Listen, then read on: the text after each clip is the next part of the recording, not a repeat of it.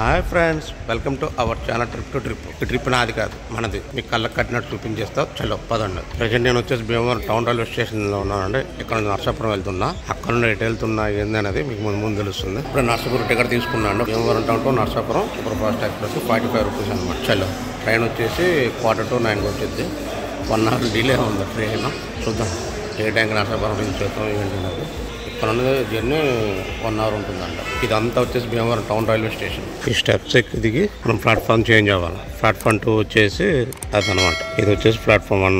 చలో Bhimavaram town railway station చిన్నదే అనుకున్నా కానీ పెద్దగానే ఉంది. లిఫ్ట్ కూడా ఉంది. ఇక్కడ లిఫ్ట్ చూసుకోకుండా ఇట్లా ఎక్కేస్తున్నాను అనమాట. ఎక్కేటప్పుడు ఎలాగా ఎక్కలేదు కాబట్టి సో దిగేటప్పుడైనా లిఫ్ట్లో వెళ్దామని చెప్పి లిఫ్ట్లో పోతున్నా. అలాగే పని చేస్తున్నా లేదని టెస్టింగ్ కోసం లిఫ్ట్లో పోతున్నా అనమాట. పనిచేస్తుందండి బాబు. యాక్చువల్ ఎక్కడ బస్కే వెళ్తా అనుకున్నా, కానీ బస్కి అయితే కొంచెం బాగా జర్నీ పడుతుంది అన్నారు. సో అందుకని చెప్పేసి ట్రైన్కి ప్రిపేర్ చేశాను అనమాట. అక్కడ నుండి స్పెషల్ అసలు నేను ఎంతవరకు అనుకోలే కోనసీమలో తిరుగుతానని చెప్పేసి ఇక్కడ ప్లేసెస్ చూస్తానని నా కళ్ళ కూడా ఎక్స్పెక్ట్ చేయలే. అదే మరి జీవితం. అనుకున్నది ఏవి జరగవు కదా. మనం అనుకున్నవన్నీ జరిగితే ఇంకేమని చెప్పండి, లైఫ్ థ్రిల్. సో మన డెస్టినేషన్ ఎట్లా ఉంటుందో ఏందో, దేవుడు ఎట్లా రాస్తే అట్లా నడుచుకుంటూ పోవడమే, అంతే కదా. భీమవరం నుండి అంతర్వేది వెళ్తున్నా. అంతర్వేది లక్ష్మీనరసింహ స్వామి టెంపుల్. అలాగే అక్కడ అన్నాచెళ్ళు గట్టు ఉంటుందంట. అసలు ఏంది అసలు అన్నాచెళ్ళు గట్టు ఏంటి, దాని చాలా విశేషాలు ఏందని తెలుసుకుందాం అని చెప్పేసి బయలుదేరా అనమాట. అది మరి ఫ్రెండ్స్.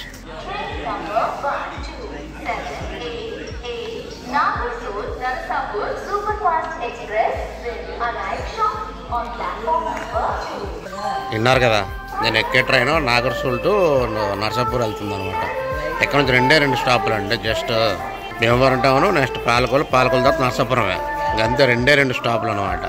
1 hour డిలే ఈరోజు. నా బ్యాడ్ లక్ వచ్చిందండి వయ్యారి అంత నిమ్మలంగా.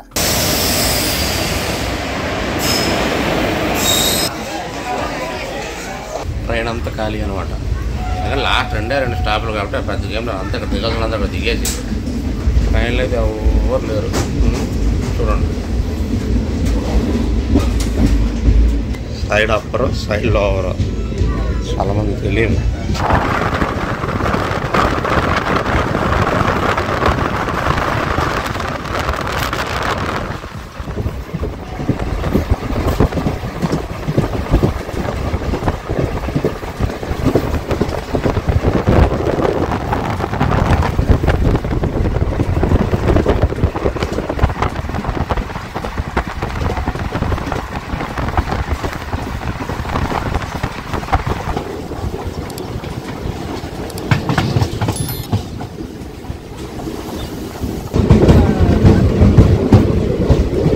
వెల్కమ్ టు పాలకొల్లు పాప.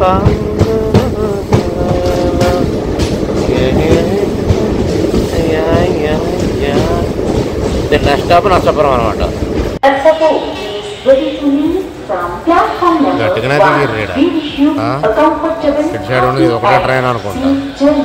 ట్రైన్ మూవ్ అవుతుంది.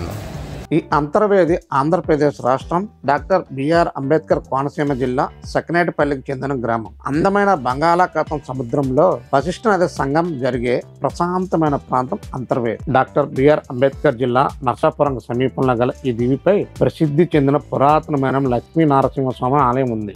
నర్సాపూర్ వచ్చేసేవాళ్ళ ఇక్కడ నుంచి ఆటోస్ ఉంటాయంట రేవుకి. అంతేనా రేవుకి? స్టేషన్ బయటకు వచ్చేస్తే ఆటోస్ ఉంటాయంట రేవుకి. 1 person 30 రూపీస్ అంట. ఇదేనండి రేవు. ఇక్కడ నుంచి టికెట్ తీసుకుని అవతల వైపు వెళ్ళాలన్నమాట. మనం అయితే జనరల్గా పడవ అంటాం కదా, వీళ్ళు దీన్ని పంటి అంటున్నారు. ఇప్పుడు అడ్డే కూడా మాత్రం బంద్, పంటి ఉండదంట. నా బ్యాక్గ్రౌండ్ చూస్తున్నారు కదా, ఇదంతా వశిష్ఠ గోదావరి. ఫస్ట్ ఇటువంటి జర్నీ నా లైఫ్లో. ఇలా పట్టి ఇక్కడ నడుస్తుంది అట్లా. పట్టిసలకు రేట్లు ఈచ్ 1 person 20 రూపీస్.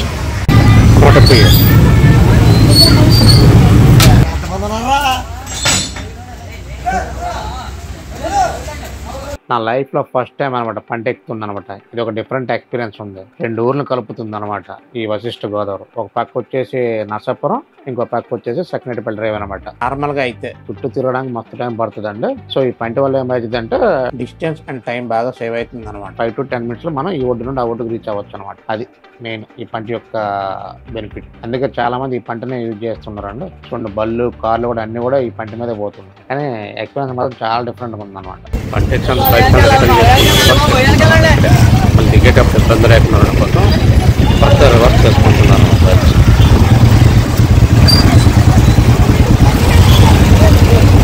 మనకు చెప్తున్నాను గేర్ ఎత్తుంది జమ్ జమ్ ఈ ఒడ్డు ఆ ఒడ్డుకు పోవుడే.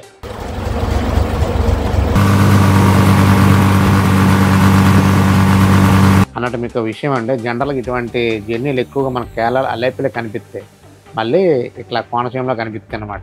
కానీ జర్నీ మాత్రం చాలా అంటే చాలా డిఫరెంట్గా ఉంది, కానీ మస్తు మజా వచ్చింది అనమాట. చూడండి అలేపిలా ఉన్నట్టు ఉంది కదా, ఆ ఒడ్డు నుండి ఈ ఒడ్డు అనమాట. అంటే ఆ చివరి నుండి ఫైనల్గా ఒడ్డు ఒడ్డుకు వచ్చింది.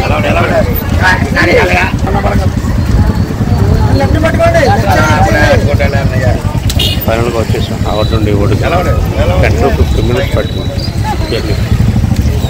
నెక్స్ట్ ఇక్కడ నుండి అంతర్వేద టెంపుల్కి ఆటోస్ ఉంటాయండి. ఈచ్ 1 person 50 rupees ఛార్జ్ చేస్తున్నారు. అలాగే మన కంప్లీట్ ఫ్యామిలీ ఉంటే మొత్తం బుక్ చేసుకుని అదే ఆటోలో మనం టెంపుల్కి పోవచ్చు అనమాట. సో రేవు దగ్గర నుండి అంతర్వేదికి ఈచ్ 1 personకి 50 rupees ఆటో ఛార్జెస్ అనమాట. డిస్టెన్స్ వచ్చేసి ఒక 15 నుంచి 20 kilometers ఉంటుందండి. టైము 1/2 hour to 45 minutes పడుతుంది అనమాట. మీకు వీడియో లొకేషన్ ఎట్లా ఉన్నాయో తెలియదు, కానీ నాకైతే మాత్రం లైవ్లో లొకేషన్ పిచ్ అంటే పిచ్ ఎక్కించేస్తాను. అట్లా ఉన్నాయి లొకేషన్. వినాయక ఆలయం బ్యాక్ సైడ్ నుంచి ఓపెన్ ప్లేస్ అంతా చూసుర్రా, పెద్ద షెడ్ కనిపిస్తుంది కదా, అందులో రథం పెట్టేది స్వామివారి రథం. ఈ ఆలయ స్థల పురాణం చూసినట్లయితే కృతయుగంలో వశిష్ఠ మహాముని గోదావరిలోని ఒక పాయని తెచ్చి సాగర్ సంగమం చేసి ఇదే ప్రాంతంలో తపస్సు చేశాడు. అయితే విశ్వామిత్రుని ప్రోద్బలంతో రక్త విలోచనుడు అనే రాక్షసుడు వశిష్ఠుని తపస్సును భంగం కలిగించడమే కాకుండా అతని కుమారులను హతమారుస్తూ ఉంటాడు. అప్పుడు వశిష్ఠుడు నరసింహస్వామిని ప్రార్థించగా స్వామి ప్రత్యక్షమై రక్త విలోచనతో యుద్ధం చేస్తాడు. ఆ రాక్షసుని యొక్క భూమిపై పడే ప్రతి రక్త బొట్టు ఒక రాక్షసుడిగా మారుతుంది.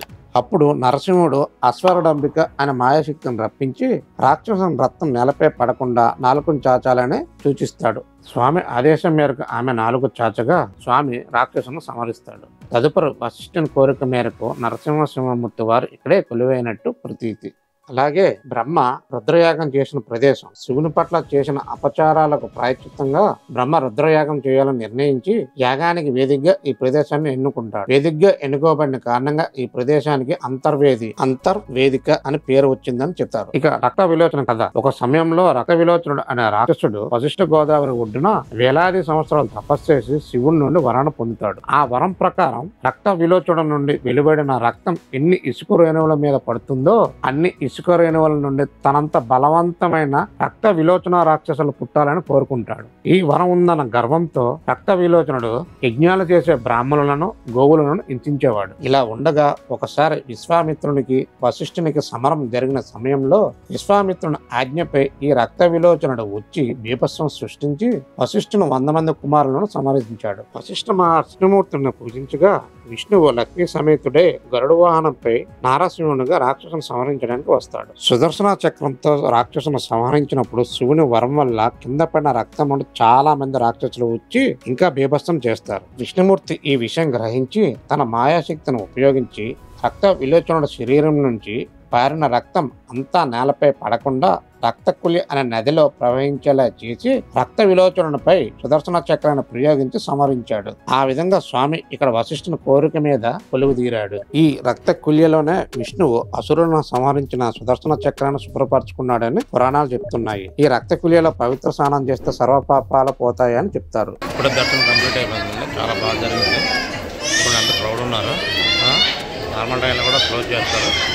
ఈ క్రౌడ్ ఉండడం వల్ల కంటిన్యూ దర్శనం అయితే కల్పిస్తున్నారు అన్నమాట. ఇక ఆలయ నిర్మాణ విశేషాలకు వస్తే మొదటి ఆలయం శిథిల వ్యవస్థలో ఉన్నప్పుడు ఆలయ జీర్ణోద్ధరణకు పాటుపడిన వారిలో ముఖ్యులు శ్రీ కొప్పనాది కృష్ణయ్య. ఈయన అంతర్వేద పరిసరాల్లో ఒక జమీందారు. ఆలయ నిర్మాణం ఈయనతోనే జరిగింది. ఆలయ ప్రధాన ముఖద్వారానికి ముందు ఈయన శిలా విగ్రహం కూడా ఉంది. ఈ ఆలయాన్ని చక్కని నిర్మాణ శైలితో నిర్మించారు. దేవాలయాన్ని 2 అంతస్తులుగా తయారించారు. చుట్టూ ప్రాకారాన్ని ఒక వరండా లాగా నిర్మించి మధ్య మధ్యలో దేవతామూర్తులు విగ్రహాలను ఉంచారు. ఈ ఆలయం క్రీస్తు శకం 300కు పూర్వం నిర్మించబడిందని ఇక్కడ కొన్ని విగ్రహాల ఆధారంగా తెలుస్తుంది.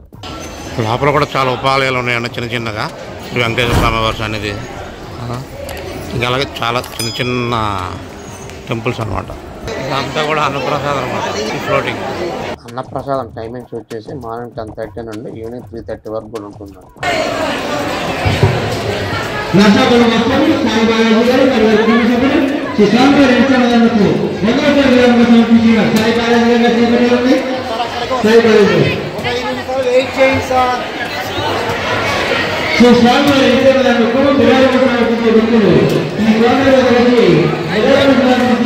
చూసారుగా క్రౌడ్ ఎంత గట్టిగా ఉన్నారు. అలాగే చూసారు అన్నంతో ఎంత పగల కక్కుతుందో. పప్పు, అన్నం, కూర అన్ని కూడా వేడి వేడిగా వేస్తున్నారు అనమాట. అక్కడ అది స్పెషల్ అనమాట. ఈ ఐటెం కూడా చాలా అంటే చాలా వేడిగా ఫ్రెష్ గా ఉన్నాయి. మెయిన్ గా వచ్చేసి ఆ పూర్ణం బోర్డు చూసారా, అది కూడా వేడి వేడిగా ఉంది. ఇప్పుడే తిరుపతిలో వడబెడుతున్నారు కానీ ఇక్కడ మాత్రం ఎప్పుడుండో ఇట్లా బూరు పెడుతున్నారంట. చాలా అంటే చాలా బాగున్నాయి ఐటమ్స్ అన్ని కూడా ఎక్సలెంట్ గా ఉన్నాయి. మీరు కూడా వచ్చినప్పుడు కంపల్సరీ ట్రై చేయండి. భోజనం చేయడం గంట పట్టింది. క్యూలో దుప్పుకుంటూ దోసుకుంటూ ఫుడ్ అది మాత్రం ఎక్సలెంట్గా ఉంది. పూర్ మాత్రం వెరీ వెరీ స్పెషల్. ముడుపులు లడ్డు ప్రసాదం 15 రూపాయలు. ఎవరైనా ఇక్కడ నైట్ చేయాలనుకుంటే వాళ్ళకి రూమ్ తాలూకా డీటెయిల్స్ అనమాట. AC room 1000 rupees, non AC room 700 rupees, TTD రూమ్లు ఏసీ రూమ్ 800, నాన్ ఏసీ 500. ఇక్కడ టెంపుల్ అంతా కవర్ చేసేసి స్వామివారి అక్క అయిన అశ్వరూఢాంబిక దేవాలయానికి వెళ్తున్నామండి. సో ఈమె గుర్రం మీద సంచరించడం వల్ల ఈమె గుర్రాలక్క అని కూడా అంటారు. సో ప్రజెంట్ అయితే మేము కూడా ఆ టెంపుల్ కవర్ చేయడానికి వెళ్తున్నాము. నా పేరు శ్రీపాద విశ్వనాథం గారు. చెప్పండి. ఇక్కడ నరసింహస్వామి గారు అక్కగారు ఇవిడ అశ్వారడం కంటే గుర్రం మీద ఉంటారు. ఇవిడ నేను గుర్రాలక్కని పేరు వచ్చింది. మాఘశుద్ధ దశమి నాడు స్వామికి కళ్యాణం అవుతుంది. ఏకాదశి నాడు చీర సారీ పట్టుకుని రథం మీద వస్తారు. ఆయన పట్టుకొచ్చి ఆడపడుచుగా అని చెప్పి భావించి వీడికి చీర సారీ ఇస్తారు. ఇవిడ ఏటా పెళ్ళి అని చెప్పి మూసి తిప్పుకున్నారు. ఇవిడ గోపడుకు అంతర్వేద వచ్చిన భక్తి దగ్గర పంపిస్తానని చెప్పాడు ఆయన. అసలు ఇవిడ ఎందుకు వచ్చిందంటే రక్తశిలోచన రాక్షసులు యుద్ధం చేసినప్పుడు నా రక్తం ఇసుకరేణువులు ఎన్నైతే దడుస్తా భూమి మీద పడి అంతమంది నా వంశం వద్దెలా అని చెప్పి వరం పొందాట. ఆవిడ యుద్ధరంగంలో రక్తం పడినప్పుడు ఇసుకరేణువులు రాక్షసులు ఉద్భవించేస్తుంటే రాక్షస సంహారం ఎలా జరుగుతుందంటే వశిష్ఠుల వారు నరసింహస్వామికి మాయాశక్తి గుర్రాలకు తెచ్చుకుంటే ఆవిడ రణరంగంలోకి వచ్చి 4 చాచేస్తుందని చెప్తే ఈవిడ రిక్వెస్ట్ చేసి ఈవిడ గుర్రం మీద వచ్చారట. అందుకని గుర్రాలక్క అని పేరు వచ్చింది. ఈవిడ యుద్ధరంగంలోకి వచ్చి 4 చాచేస్తే ఆ భూమి మీద కూడా రక్తం అంతా పావన చేసింది. అప్పుడు ఆ రక్తం అంతా కూడా విసర్జిస్తే ఒక ఏరు కింద వచ్చిందట. అదే రక్తకుల్య నది, ఎర్రకాలం అని మరి పూర్వం. అప్పటి నుంచి తోబుట్టుగా తీర్చేస్తున్నాడు కాబట్టి కళ్యాణం అయిన తర్వాత చీర సారీ రథం మీద పట్టుకొచ్చి ఇస్తాడు. అవి ఎప్పుడు ఇస్తారు? అవి సారీ కూడా ఇప్పుడు రథం ఎప్పుడే వస్తుంది అక్కడికి? దశమి నాడు కళ్యాణం అవుతుంది. ఏకాదశి నాడు రథం మీద వచ్చి చీర సారీ ఇస్తాడు. అంటే సంవత్సరం ఒకసారేనా? ప్రతి సంవత్సరం. అది ఏ మాసంలో వస్తుంది? మాఘశుద్ధ దశమి. మాఘశుద్ధ దశమి నాడు కళ్యాణం, మాఘశుద్ధ ఏకాదశి నాడు రథోత్సవం. అంతేనా స్వామి? ఇంకా ఈవిడ దసరా ఉత్సవాల్లో దేవస్థానం వారు ఉచితంగా కుంకుమ బదులు జరిపిస్తారు. ఆ 10 రోజులు కూడా సెమీ పూజ అవి ఉంటాయి. థ్యాంక్ యూ స్వామి.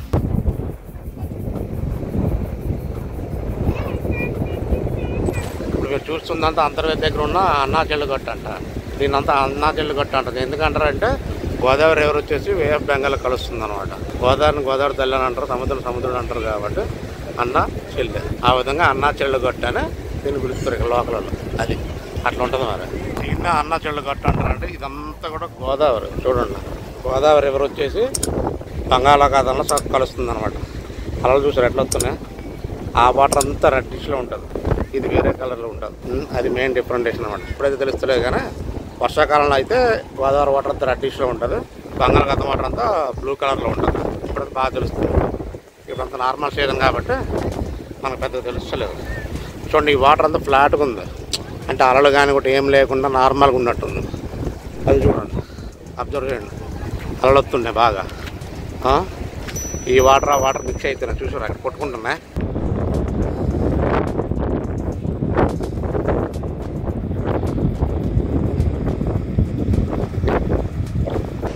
ఇక్కడ స్నానాలు కూడా పెద్దగా చేస్తలేదు, స్నానాలు కూడా చేస్తలేదు. అదే మన వైజాగ్ బీచ్ అనుకో అక్కడ చేస్తారు, ఇక్కడ చేయరు. ఇప్పుడు ఇందా బీచ్ చూపిద్దాను కదా, దాంట్లోనే స్నానాలు చేస్తారు. ఇక్కడ చేస్తే ప్రాణాలు ఇక్కడ చాలా మంది చనిపోతారు. అది వేరు కదా, వచ్చేసి లాక్కోద్దు, అలా తిప్పి లాక్కోద్దు లోపలికి. అచ్చా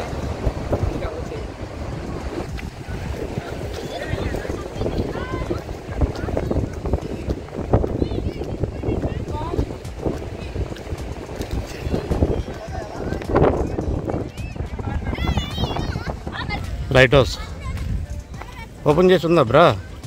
క్లోజ్లో ఎందుకనా తెలీదు ఇంకా. కాదు మేము వచ్చామన్నా బంద్ చేసిర్రే లైట్ హౌస్. ఒకసారి అడుగు, నువ్వు అడుగుతుంటావు, నీ వీడియో ఇస్తా పని కానీ బియ్యం కానీ అన్న క్లోజ్ అన్నా అంటే ఈరోజు క్లోజా రెగ్యులర్ క్లోజ్ ఉంటుందా? 3 గంటలకు ఓపెన్. టికెట్ ఏమైనా ఉందా? ప్రైజా ఎంత? టికెట్ కాస్ట్ ఎంత? బోట్లు ఉంటాయి కదా గోదావరిలో, సముద్రంలో, అది ఎక్కడ ఉన్నాయి, ఏమేమి బోట్లు ఉన్నాయి. ఏది అది లైట్ హౌస్? అది దాని గురించి ఇది లైట్ కోసం. కానీ బోట్స్ ఏమైనా చెక్ చేయాలంటే ఇక్కడ కూడా చెక్ చేస్తారేమో. దీని యూజ్ అంటే చెప్పొస్తారా? నాకు తెలియదు. ఇప్పుడు నువ్వేదో అదేదో అన్నావా? అప్పుడైతే అలా చెప్పుకున్నారు కానీ ఇప్పుడు చెప్పుకుంటూ కంపడతారు. మనకు సిటీలు ఇటువంటి క్లైమేట్ ఇట్లాంటివి ఉండవు కాబట్టి సడన్గా చూసేసరికి ఏమైంది అంటే అదొక ఫీలింగ్ లా ఉంటుంది. అదే రెగ్యులర్గా ఇక్కడ ఉండేటోళ్ళకి ఎట్లా ఉంటుంది అంటే యాజ్ యూజువల్. ఇదే నా టెంపుల్ ఎప్పుడు తీసుకొస్తారు ఇక్కడికి?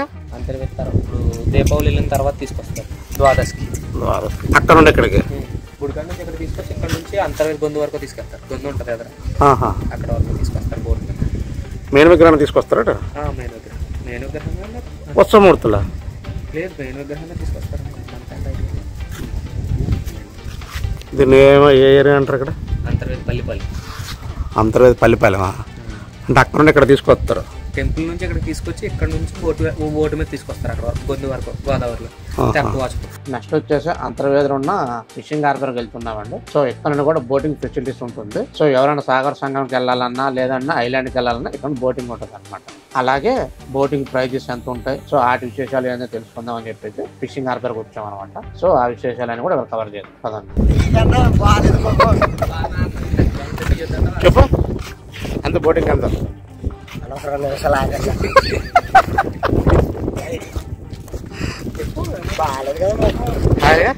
ఒకసారి వీడియోలో చూసుకున్నాక అదే బిట్స్ మాట్లాడు. చెప్పు, మాట్లాడేం కాదు.